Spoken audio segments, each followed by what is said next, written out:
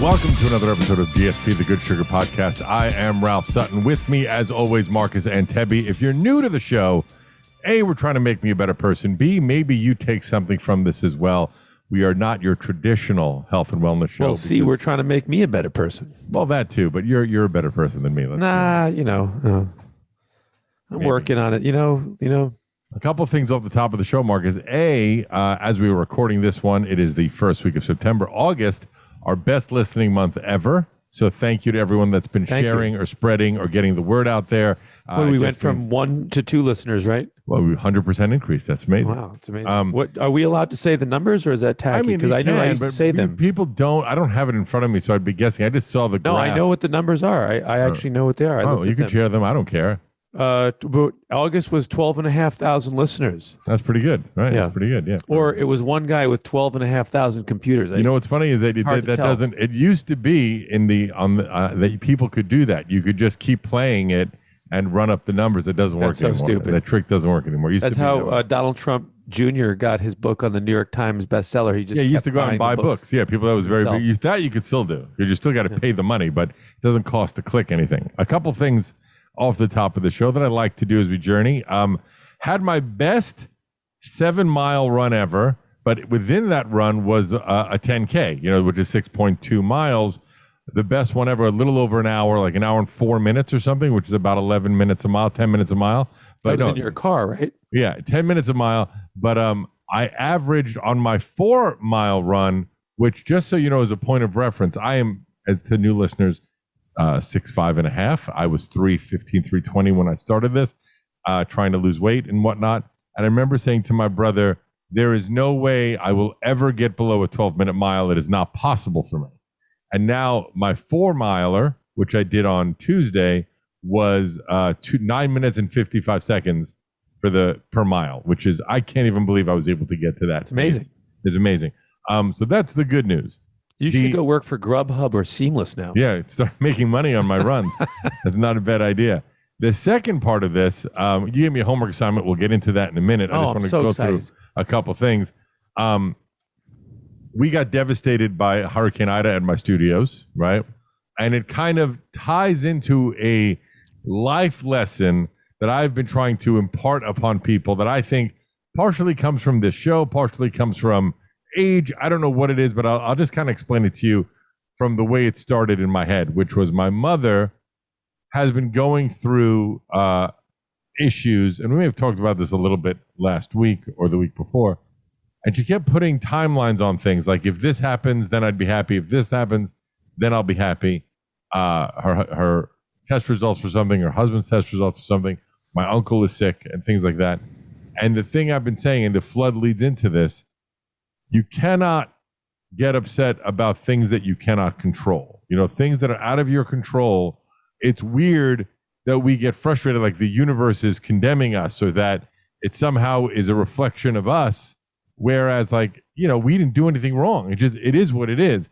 There's things that you can control, how you react to things, putting down the ice cream, getting out there and working out, trying to find some time for yourself, for your mental, wellness and whatnot. But things like paying for friendships, or as I like to call them, escorts, for just, you cannot control you can't get upset with things you can't control. That's the bottom line. And so many people were concerned about the way things were going to happen at the flood. I'm like, look, we're just going to do our best. And the story that will make you laugh, you may remember, this all kind of ties together. We know each other a long time. You may not remember her, but do you remember I had an ex-girlfriend for like 5 years named Kathy, or no? You may not remember her. I don't. I'm sorry. Yeah, it's fine. We're still friends. We broke up when I was like 26 or 27. We're still friends to this day. She was listening to one of my shows recently and asked me if I was on antidepressants because I seem like I'm in such a better headspace. And she was just curious. I'm like, judging if you are, and I think it's fine if you need to. It makes no difference to me. But it shows how my headspace has changed, that someone thinks that I'm actually on mind-altering drugs to feel better because I appear to be feeling better. Does that make sense? It does. It does. Well, I mean, focus on the positive. She thinks that you seem like you're doing a lot better, right, in life. That's what's nice. I think I would probably say that people oftentimes confuse the disorder, so to speak. Let's call it a disorder. I don't have a better word. I don't want to say mental illness or anything like that, because that's too extreme. But like, oftentimes I think that people confuse depression from anxiety, from general discontent.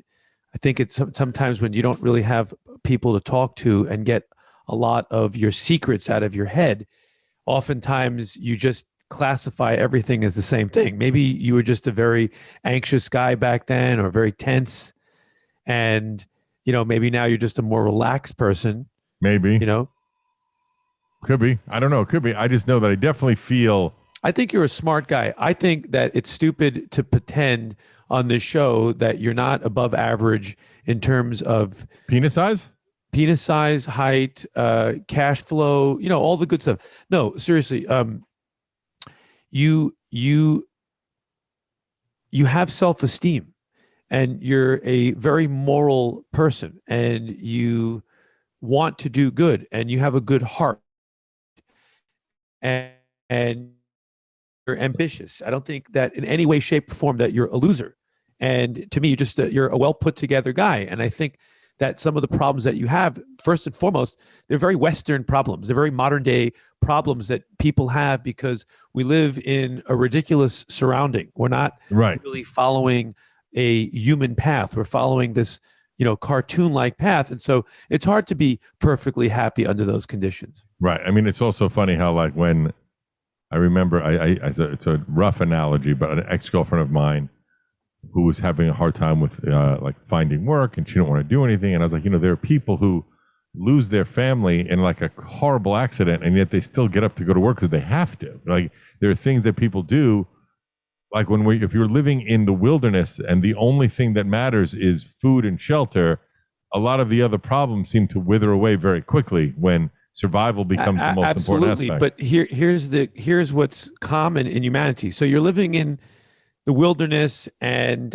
forget about how we got there, and you stabilize things. You make getting food very consistent, reliable. You have simple patterns. Shelter is really not a thought anymore because you've created great shelter. There's plenty of companionship. You have your systems for building more elaborate housing. And then what you start to see is that even in that circumstance, the human condition is to get complacent, or for the purpose of power, we create weird structures, or we deviate from things that are, like, I would say, Ralph, don't do that. That's not going to be good for the community for you to start making iron arrow tips. And you'd say, why? And I'd say, well, maybe, we'll use them against each other. So I think that what you could say is that it's our condition to build superfluous things. And that's what, even now in our lives, we have to look to unbuild all the superfluous stuff and just have enough. It's also, that's a great quote by Sufyan, who said it was, when is enough enough? Like, when do you have enough? Where you don't need more. You don't need, how many people need $1 billion? It just doesn't make any sense. So I get that. And then it's also the question of when, finding out what really matters. And you look at all the things that are superfluous. Like, in a world where I'm living in the wilderness or just for survival, you don't look at a guy that's got to go run to get into shape, because that's already inherently happening if you're going and killing animals, it's like to survive or whatever. Let's not make it about just that, because that might not be an accurate portrayal of humanity. Just walking a lot for water, the daily chores, having a much more relaxed state of mind would probably make it less desirable to have the modern type of addictions. And also the availability of food would be much different. Right. I agree with all that. You wouldn't have a lot of excess food lying around, right? Right. That's what I'm saying. So I wouldn't be struggling about not ordering in ice cream from Seamless, is the bottom line of that. I saw something today while I was scrolling through Instagram. Somebody had chocolate chip cookies, and they're saying the competitor takes 2.5 hours to deliver and charges $5. We get there in 15 minutes and it's free. And I'm like, what? Who cares? It's crazy that that's what's happening. I mean, eventually, we are in a time of instant gratification. It's crazy how like from impulse to satisfying that impulse is going to be instantaneous. Well, from craving to right? craving to dissatisfaction. There's going to be no space in between, and then like if even like you look at like and I know we're getting off on a tangent here because I want to get to the homework you give me, but even when you look at like people that become Insta famous or TikTok famous overnight, and there was no like road warrior time that you put in school or acting or learning an instrument or whatever, you're just 10 million followers overnight. It's hard to understand that versus the band that went out on the road for 10 years till they finally broke. It's a different understanding of what happens. You know what I'm saying? I think it's a natural progression. I'm not going to even say that the word progression is right, and I'm not going to judge it and say regression. I'm just going to say it's a natural order of things that if you and I figure out an airplane, how to get something to fly, that within 50 years, people are going to figure out a way to fly better, faster, further, longer. So it's really just part of our intelligence and the way that we sequence things. The question really becomes, as we said earlier before, is when does a person go too far that whatever technology that they're acquiring, instead of helping, it becomes harmful, not only to themselves, but to humanity, to the other creatures, and to the planet. And so it's not for me to judge for other people, but I can certainly make the disciplines for myself.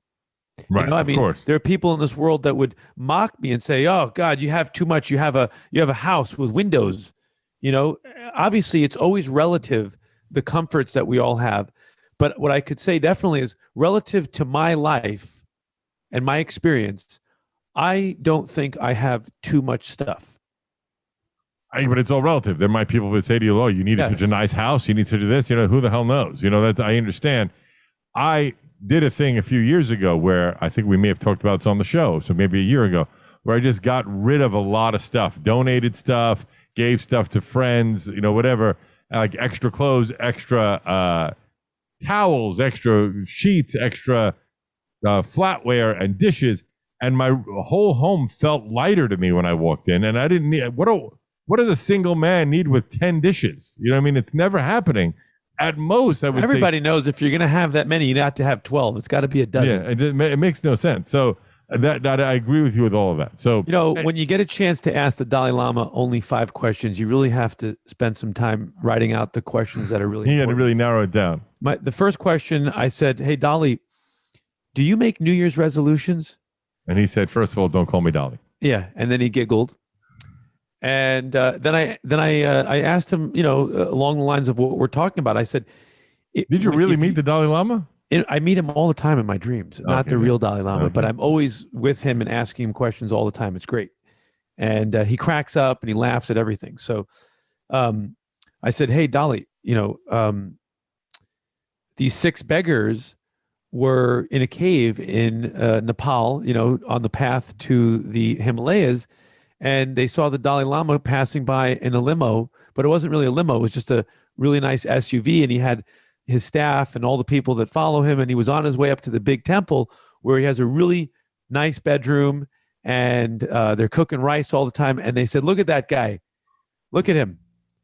Look how superfluous he is. Look how distracted he is." So, you know, it's relative, right? It's always relative. Right. Of course. Like that's a joke about the monk who kept his mouth shut for like 15 years and asked a question. He goes, "Enough with the questions already." No. Anyway, so now, right. Lastly, I was just going to say, and then we'll go into my homework assignment. Lastly, before we get whatever. I've been asked lately to do a lot of health and wellness shows, so I appreciate that as well. People want me to talk about my journey, and I hate that word, but you know, my progress. Why do you hate that word? Journey just sounds hacky to me, so progress is a better word, I think. Journey? Journey. Are you not on a journey? Aren't we all, I guess? But it just seems like an overused term. And you know what? It leads in perfectly to my homework assignment. Okay? All right. You gave me a video to watch. Last minute video. Yeah, I don't. Hold on. I want to bring it up. So I'm sorry. I'm not going to bring it up on this because I have it on my iPad. I want to get his name right. So hold on a second. Let's see here. I'm not going to bring it. I can't bring it on the screen. But his name is, the name of the site is Mooji, Mooji. Right. And I don't know if I've known about him as a teacher, and I listened to I love YouTube because I consider it like another place to like technically just, it's like the encyclopedia, right?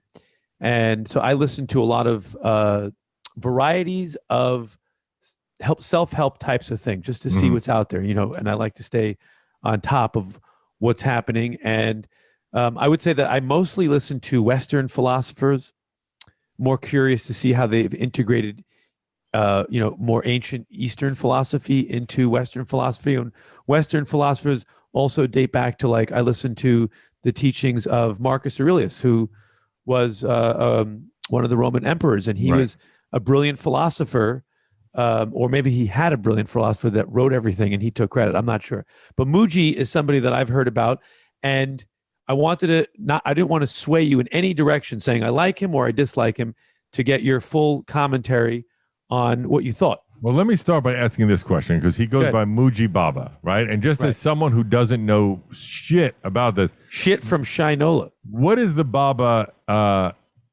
relation? What does that mean? Does Ali Baba, Zizi Baba, what does Baba mean? Do you know? I'm going to say it like this, the best way that I can say it, okay? It's not really that much different than how we give titles to people in the military, or titles to people that are doctors. They have an MD, a PhD, a DDS. In India, they have lots of titles for people who accomplish certain things. They have Baba, they have Maharishi, they have Sri Guru, Sadguru. I think that it's traditional Indian conversation. And so, being not from that, obviously we're not from that region. So I would say, as outsiders, it may look peculiar to us. I'm just curious what the etymology of Baba. What I know is that each name or title is another significant sign of respect. And I think I without knowing, even though I have a really elaborate book called Making Fun of Gurus, and that's why I'm working on that for about 3 years. You know what? I'm going to go by Baba Ganoush. Baba Ganoush, or Ganoush Baba, right? Or Baba San, or you can just call yourself Father. How about Baba Ran? Author says, in what I'm writing, I'm researching the nature of how gurus, teachers, philosophers, idols, rock stars, billionaires, even, how they become the leaders of society, whether they're leading politically and actually making laws, or if they just influence the way people think. And so this is someone that I just came across, and I usually go in there very skeptical when I'm looking at people that look a certain way and have a certain title. I look at their face to see if there's something light about just their energy, in terms of, if I met this person, would he just be a friend, and would he chill me out and relax me, or are the things that he's saying ridiculous, or the things that some leaders say, sometimes you could tell that what they're teaching, besides using the ancient teachings as their platform, it seems that they're trying to get you into their group. And so they either convince you how great their guru is and how awake and conscious he is and how you should be following him, or they have disciples that are constantly talking about them. And so I pay very close attention to that, because, again, not for the purpose of judging it, just really more, I'm fascinated by the psychology behind it. So, I mean, I look at that, by the way, I look at that very often, especially even all these two, the same way I look at a magician doing a trick on TikTok, right? Where I'm looking at the video from a very analytical point, like watching, like sometimes I'm going to do a thing here where, like, you're holding a card and then the guy goes like this and I think to myself, well, nobody goes like this. Like, you would just grab the card. Why is he doing the exaggerated movement? I'm assuming there's something in this hand that he's hiding. That's why. So I try to look at them analytically very often, as opposed to just taking it in, as a good way to explain. And what we have to remember is that a lot of these people, regardless of what their vanity or ego has created as the image that they project into the world, a lot of them are excellent at regurgitating and deciphering, translating, and interpreting very, very compassionate and very useful teachings. And so sometimes we throw the baby out with the bathwater, and that's another problem. So when there is somebody out there that has great teachings for humanity and great teachings for helping your life, oftentimes we can't listen to the teachings because the disguise that person is wearing turns us off. Right. And I thought this guy would be perfect for that because he talks in that language that I would just knowing you, that I think that you would find a little pretentious or hokey or maybe contrived. Right. So let's start with this. On the positive, his voice is great. He has a very, very good tone to his voice, and it's very relaxing. He speaks well. Right, so I would say. Can you play a clip on your? I mean, if Brian was here when I were doing this, I am actually. I can do it on. I can do it on my phone, but it's going to sound like shit. No, I have. Let's just give this a shot. Let's not. Yeah. We know what it is like. I got it. You're unable to sleep, unable to concentrate. Oh, you're doing it? Yeah. Unable to focus on your daily activities. It's a very stressful, draining phenomenon. So today, I'm going to, with this chant, show you together, we will do, how to bring your attention, bring the mind back to its source. And the source of the mind, whatever state the mind may be in, the source of it is a place of pure peace, joy, silence, what we call perfect awareness itself. Okay, I'm going to stop it there. I don't want to play the whole guy, but Right. Now, I would say that a decade ago, I would not be able to understand what he was talking about because I hadn't experienced what he's talking about on my own. Mm-hmm. Well, let me do my little analysis first, because I'm sure we're gonna look at this very differently. You know, so his voice, I really like the tone of his voice. I'll give him that. He had a great tone of voice. The thing I for don't a guy like, who's trying to relax you is that he had a relaxing voice. He's a relaxing kind voice, of crazy, but sometimes if he they sounded don't. like us. No, sometimes they don't. Sometimes they look at them, they find their voice annoying. But his was his tone is great.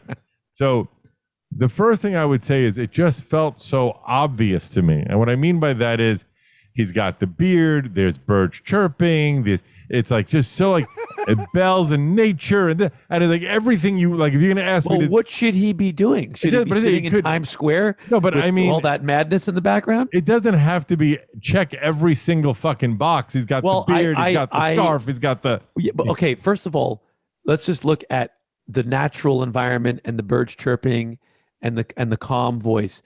If someone is going on YouTube, and let's say they have 20 minutes, the baby's sleeping, the kids are in school, they're stressed out, they have anxiety, and they want to sit and listen to something that's going to help them to relax, of course they should sound like that. That's but they don't necessarily have to do every single one of them. Like I understand. Like okay. The time I went to get the first time I tried, what is the needle? What's the needle thing in your arms and stuff? The little mini needles. The name's escaping me right now. What? Acupuncture. That's what. Sorry. Okay. The first time I tried acupuncture, some like 25-year-old girl came out to do it, and I was like, like you want the 90-year-old guy that looks like he built them back in ancient Japan or whatever. Right. So there's part of that you want that mystique. You so want I a guy get with it. a nice shaky hand to come out. You do. You want the old guy. You want to think he's selling gremlins in the back. That's you right. You want that. That's and right. I was disappointed Nobody that it has wasn't confidence in a 17-year-old Moyle. Right. Exactly. So for that reason, I understand it, but maybe because I'm coming at it from such a guarded feeling already, Right. and I see all this, I'm like, here we go. Well, you probably wouldn't feel that if you were listening to Chinese masters who talk about philosophy in the same way. And let's say they're in China, Japan, or other places like that, and you were listening to someone who spent all his time in a monastery, a Buddhist monastery, where in that environment that he's not going to come out with a Grateful Dead T-shirt on and a pair of cut-off jeans. They wear clothing to not distract them. Well, I get it. I do get it. So then I want to say a couple again, other. and this is a tradition or a style that's common in a particular region. Where in America, for example, I would say there might be self-help teachers who are calm and relaxed, but they're more casual. They're dressed more Western. They are wearing a rock and roll T-shirt and saying, hey guys, we're going to talk about meditation today. Everybody sit down in a comfortable chair. Right. So go on. So then a couple other things. Another thing I liked, there was no sell on this. You know what I mean? There was no sign up for this course. And buy my vitamins. Yeah, anything. There was none of that. And that I appreciated also, right? Because I always He's feel going for the big sell. all the guys, yeah, I'm sure they are. They It's a big sale. I'm sure. Listen, the short sale would be vitamins and merch. Hey guys, if you like this, click on my link. Yeah. Make sure you share this with your friends, and or even visit just us. for the more expanded meditation sessions, sign up to our Patreon or Right. something like that. That's There was right. none of that. You So know? that's very important to you, and I would say that I can understand why it's important to you, and you should explain to me why you think that's important to you. I feel that it seems more genuine when you're doing it that way, and I feel like it's less. What do I call, like, what's that idiot? I hate him so much. The most famous self-help guru in America, the tall Don't guy. say. I don't like to. He's a I tall don't guy. like to talk Sorry, badly. but about I people. always feel that they're in this regard, because they might be on the yeah. show. Yeah, true. So they're just trying to. They're not really believing what they're doing. Right. They're just trying to sell you their other products. Well, there's tiers. Listen, there are tiers of a way to sell this. Like, and I say this with all due respect. Jesus, who was a great teacher. Yeah, but by the way, people don't know this. Hacky Carpenter, really bad at carpentry. No. Actually, I was going to talk about that. He was a great teacher of compassionate knowledge. And I always joke and say he couldn't charge people for their lessons. So he would say, let me make you a table. And whether or not it came out right, it didn't make a difference. You were paying him for the table. And then when he left, you're like, what are we going to do with this table? So there are tiers to how people charge for this stuff. And you could say that the lowest tier to me, and again, I'm not judging. People got to do what they got to do, is a guy who's sitting out on the street preaching ancient knowledge. And he's saying, all right, now, puts out a cup in front of you and says, throw some change into the cup, and so I think that's what's really important is that when you're listening to somebody who is talking about consciousness and awareness, this is not a spiritual thing. It's an intellectual thing. It's an assumption that they have achieved a higher level than who they're teaching. Right. And that also means that they have to be a role model. If someone is teaching non-attachment while they're by their 75-foot Olympic swimming pool and there's 18 Rolls Royces in the background, how is it that, how can that person really be a great teacher of non-attachment? Right. Unless he's teaching it in a negative way. Like, don't be like me. Look, don't be like me. Yeah, but then you could argue the flip side where some of the best coaches in the world in sports are not great at that sport. They can just see what you're doing wrong and fix it. Look at that. Those gymnasts, like those 60-year-old guys that teach all the female gymnasts that were the best coaches in the world. They weren't great at the sport. That they could see what was doing wrong. I guarantee you that and this is for sure, is that if they were better at the sport, that would certainly enhance some aspect of their teaching. And yes, I agree with you. You could live in a dark cave and listen to audio tapes about wisdom for 50 years of your life, have no experience, just strictly on regurgitation. You can come out and actually teach those things and interpret them in a brilliant way. It really depends on your intellect. Right. But you don't need that type of education to be a great teacher. Right. Also, you can be a street fighter who just has experience, and then you're teaching from your experience. And I think that for me at this stage of my life, I am not a well-educated person. I don't think that I speak intelligently. You'll probably agree. When I listen to myself back speaking, I think that I don't have the King's English. And I think that what I have is I have a lot of experience in life. I've been living my life a certain way with a certain type of discipline. And so some of the stuff that I talk to you about, I feel very comfortable charging you a lot of money for this. I've been paying you every episode. So that's like the same, the same equivalent, by the way.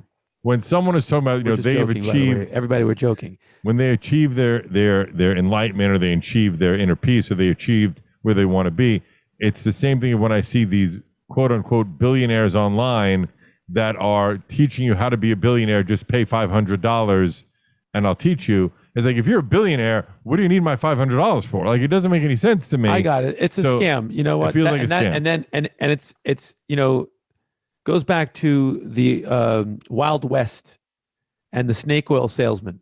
Right. buyer beware, caveat emptor, right? That's really the thing. And that it actually really applies, especially to who you look at in your life as any type of teacher at any stage of your life. You have to decide. And yeah, there's a little bit of judgment in there, and there should be, because it's not really the type of judgment that we talk about in philosophy. That's not the right way to see the world. It's more of the discernment. You have to make choices in life. And if you can't look at something and discern whether or not somebody's teachings are beneficial and useful for you, then you're just going to be spinning yourself around in circles. And that's why when you're a self-help person, going after an audience in particular that's looking for help and guidance, I have my bullshit meter up to 10 immediately, just because I always look to the audience you're going after are people that are in need, looking for answers, that are looking for hope, and it like breeds charlatans, and that's what scares me. The one thing that I would tell you to do with more compassion, and this took me a long time as well too, is I see a lot of that, because I feel like I'm always immersed in yoga and things, and I know a lot of people because I live in New York, and I know a lot of yogi people. What I try to do first and foremost is listen to what they're talking about. And yeah, I meet wacky teachers, nuts, completely out of their minds. And I listen to their message and I say, wow, this guy's a nut. But guess what? He's saying really good things. And people are coming and they do believe automatically. And you know what? That thing that he just said, it's going to help a lot of people. Right. So who am I to judge? Well, like the business model that I always liked was like yoga for the people, where they were like, donate what you can. If you can't afford it. Till he shut down for abusing his employees. Well, I didn't know that. I'm just saying the concept of the business. I just had to make sure that the audience knows that we know I didn't know that. But the business model I like in terms of if you can afford it. Like, okay, the other example I'll give you who didn't fuck anybody over, Radiohead. When they put out an album years ago, they said, look, pay what you feel you can afford to pay. If you can afford $1, pay $1. If you want to give us more, give us more. And they made more money from that record than they ever did, which I think is a brilliant way to do it. So anyway, we'll move on. It's a very unattached, very fair way to think of trading. Yeah, and if you believe that you're really reaching people, I like that business model. In the same respect with a podcast, right? We don't get paid to do the show, but if more and more people listen, then you make advertising money. So it's like that's why you're doing it. I have a slightly different agenda than trying to monetize this show in a direct way. I think it's a different agenda. I think here, learning to express this stuff in this format is very difficult. I'm much better one-on-one if I'm talking to someone about addiction or a problem. I feel like I'm much more eloquent, or I have better structure. Something about turning on the microphone, it becomes more of like I'm nervous because I want to get everything in quick, and I'm struggling to be radio friendly, and so that makes it difficult to sometimes talk. I get you. Okay, so then anyway, can I say another point about this? I think because it's a really fascinating subject for me, which is that in the stuff that I write, what I like about my writing is I have the freedom to express whatever I think about philosophy without worrying whether or not people think that I'm being blasphemous, whether I'm stupid, whether I sound like a moron. And so what the writing's done for me over the last couple of years, especially the writing about teachers and gurus and about philosophy, is it's helped me really develop my own philosophy that is not just a regurgitation of someone else's teaching. Obviously, it's a medley or a mix. It's okay to be influenced by other people, of course. I'm very influenced by other people. And, going back to this guy, Muji, that YouTube little thing that I sent you was he talked about chanting, and he had a specific that's what I want to get chant. Into, obviously. Yeah, so why don't you tell me we'll move what on. the chant was? And I'll say one last thing about it that I found interesting was that comments were off. You found them sexually attractive? Yes. His comments are off, which I found interesting. I don't know why that is. That's rare you see that on YouTube, but he turned the comments off. The concept was attachments. A 5-minute chant of saying, pure awareness, I am. pure awareness, I am. 3 times pure awareness, I am. Pure awareness. And then you say Om. He started with pure awareness. The pure awareness, I am, right? Not I am pure awareness. I was just saying it the way it could flow. Right. So you say it 3 times, and then you say Om, and you start over again, and you do it for 5 minutes straight. And the way it started was he gave like about a minute and a half up front of what you're going to do. And then he said, and at some point when the 5 minutes are up, we'll ding a bell. And then you do that 3-time chant one more time and end it with that. I will say I tried as hard as I could to do. I did it as best as I could and followed along and whatever. It did seem silly to me, but I stuck with it the full 5 minutes and even the extra 3 at the end of the ding. Woo! Towards the end, I felt so enlightened and so open. I'm kidding. No, I did the whole thing. I'll try it again because here's the thing. Let me say this. I felt like meditation was stupid. I felt like yoga was stupid, right? So I'm willing to try it again, and I liked his voice, but I wouldn't say that anything specific happened within that 5 minutes, nor did I think it would. On Tinder if you're really interested in him. Yeah, we already matched on getyourguru.com. But his voice was soothing. So well, let's talk about what could be some positive things about chanting. Okay. So first of all, chanting for me is not my thing. Primarily because the way it was introduced to me in 1999 was I was chanting in a language that I didn't speak, Sanskrit. Okay, you didn't even know what you're saying. Right. Well, somebody would describe it, but they could be lying, right? It's like getting a Japanese tattoo. Yeah. It says victory, but it actually says, You're an sushi asshole. roll, right? Yeah. Right. So I always felt very awkward by that. And that just shows the level of distrust. The other thing is that it was being served to me by some pretty wacky dudes. And so when you put it all together, a person really has to be very open and enjoy that culture to feel like they're doing something. It's very arbitrary because it could very well be that we're sitting around and we're just singing Spanish songs, Cuanta la mera, and we're taking pleasure out of a nice melody, right? Mm-hmm. And let's say the lyrics are very positive, right? We do kind of chant without being aware of it every day, and it's more silent and it's more unconscious. We have these little phrases that pop up like, I'm not going to win, I don't deserve this, I'm not good enough, blah, blah, blah. You make a list of all these negative little phrases that we've been saying to ourselves for a very long time. And they weigh us down and they have a major impact on what we believe.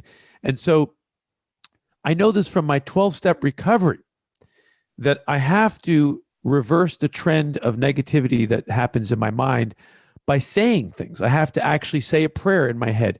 God grant me the serenity to accept the things I cannot change. That one. Or sometimes I just, decades ago, I would just say to myself 3,000 times a day, I will stay sober. I will stay sober. I will stay sober. One day at a time. Keep it simple. Keep it simple. And so what I realized is that that's what chanting is. Chanting is reprogramming. Well, I can not only that, I can tell you this is that that book Chatter, which I always say I love so much. We had the author on the show a few months ago. He talks a lot about how what makes a big difference in processing issues in your mind is, and it's funny because this is something I've done my whole life, is talk to yourself in the third person or second person, not in the first person, right? So like you this, you that. Or even use your name. Come on, which I do all the time. Like when I'm playing a sport, I say, come on, Ralph, you can do this. I say that to myself, even when I'm running. All right, Ralph, you got just 2 miles to go. Whatever it is, I say that to myself, right? And they have had scientific evidence behind it, which you know how much I love that shit, to show how people, by testing their brain, process things better when you talk to yourself in that, not I am this or I am that.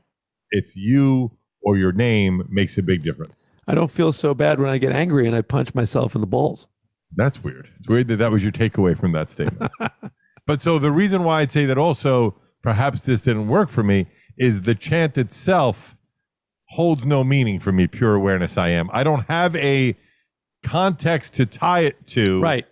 So even though he tried to do some stuff at the beginning, it didn't resonate with me as much as like when I do. It's too far out, groovy, man. It's got like a real hippie vibe. And so, you know what?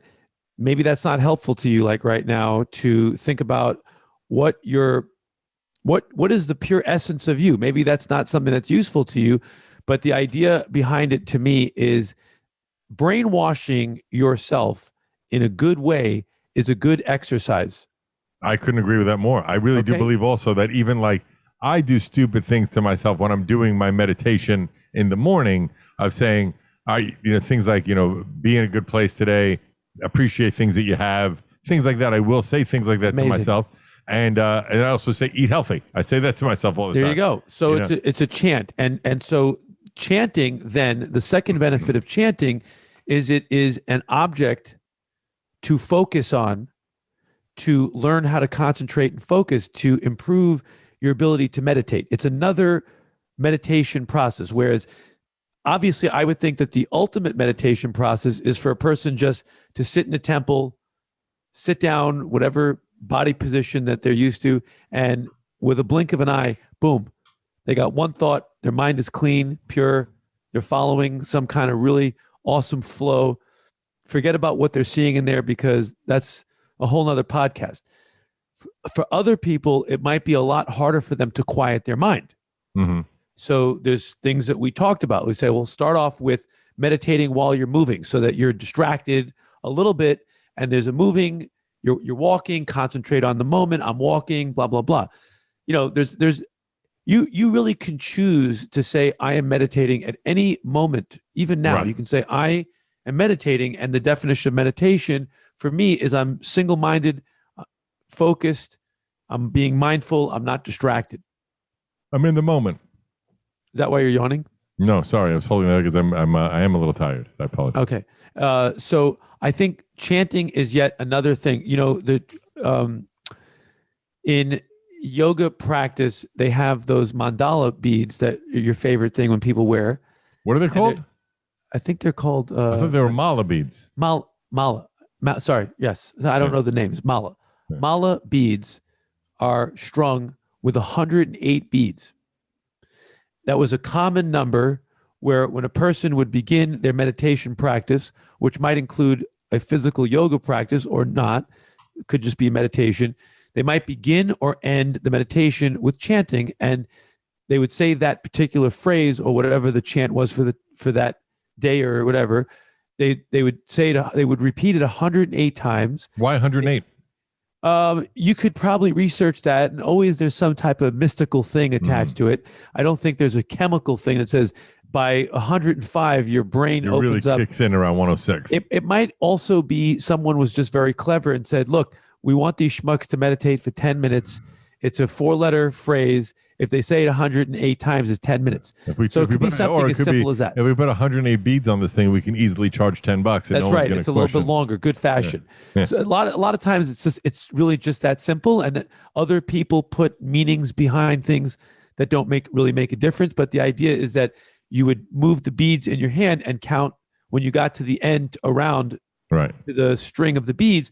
That was your 108 times, and it's very, very boring for especially if you're not able to sit and concentrate and focus. You go crazy. Especially if you're saying Om Gom Glam Gleam Gleam Gom Gom Glam Gleam. Come on. I got you. It's not for everybody. By the way, it's a beautiful practice because I think it does require a lot of discipline, and I have a lot of respect for people who could sit down and have mantra and chanting books, and they're always looking for a new mantra. And then you look at the English translations of what some people are saying, and they're saying things like, may all sentient beings be free from suffering. What a great thing to put out there. Think about that. So here's what I'll say. And I say this a lot with as I said earlier, I go on a lot of these shows lately. You have to find something that speaks to you. You have to find, like, just because someone sends you a yoga or not a yogi or a guru or something that worked for them, there's no universal truth in this. So it may not work for you. This guy, I enjoyed his voice. The chanting to me was hard to get into. I don't know if it's for me. Maybe I'll readdress it in a year, but right now it's definitely not something that I am dying to try again. You have to find the things that make sense to you. Right now, I think it's more beneficial for you to listen to guys like that because you might pick up something there that's unusual. And in terms of chanting, I would recommend for you, as I recommend for people in this book that I'm writing on addiction, is that you write your own chant, the one that's appropriate for that time.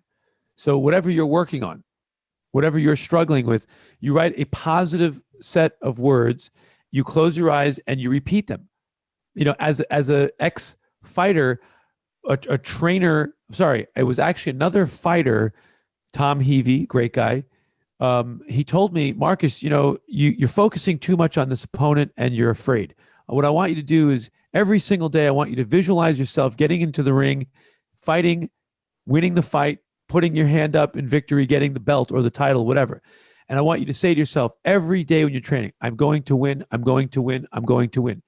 And I really used to say that. Now, I lost it. No, I'm kidding. Well, I'm sure he's doing the same thing. Regardless of what the outcome was, that was the thing that helped to relax my mind to get through the training. Right. No, I get all of that. Like, just like there's the reason why a lot of these professional sports figures have these methodologies they go through before they play because it helps them get into the right headspace.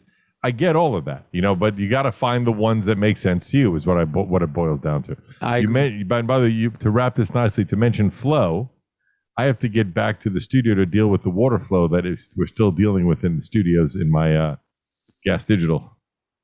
Well, I think it's great. I think that we're going to keep talking about this subject because I want to accelerate our progress with practical things. And I think that I'm going to send you some more. For sure. I appreciate them all, always.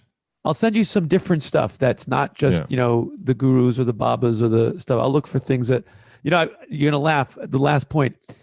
Somehow into my feed, the TV series Kung Fu.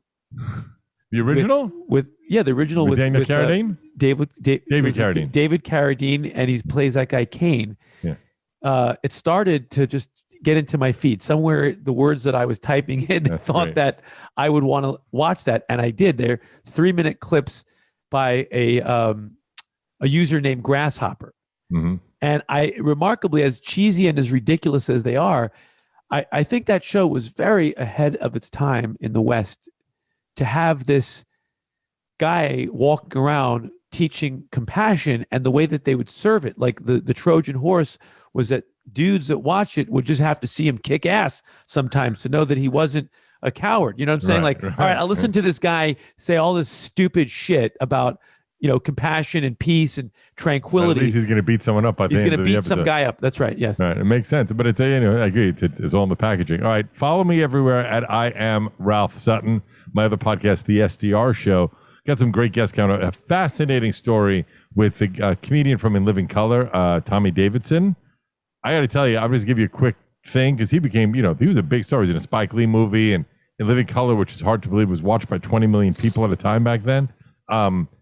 He was discarded by his mother, his birth mother, at 2 years old, and a white woman found him in a garbage can and raised him. It's a crazy, and he went through years of struggling with abandonment issues and drugs and alcohol, and he came out of the other side. It's a fascinating interview. It comes out next week. I just did it yesterday, but boy, it was, and he has a great book that I would recommend people reading called My Life in Living Color. It was great. It's fascinating. So that comes up in a week.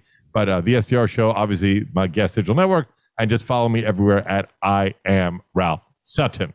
Anything you want to add this week, Marcus? Buy my vitamins and my retreats. And you for the mere price of $29.95, he'll teach you how to be a millionaire. You're not going to pay $300 for this package. You're not going to pay $200. You're not going to pay $100 for 3 easy payments of $900. Yes.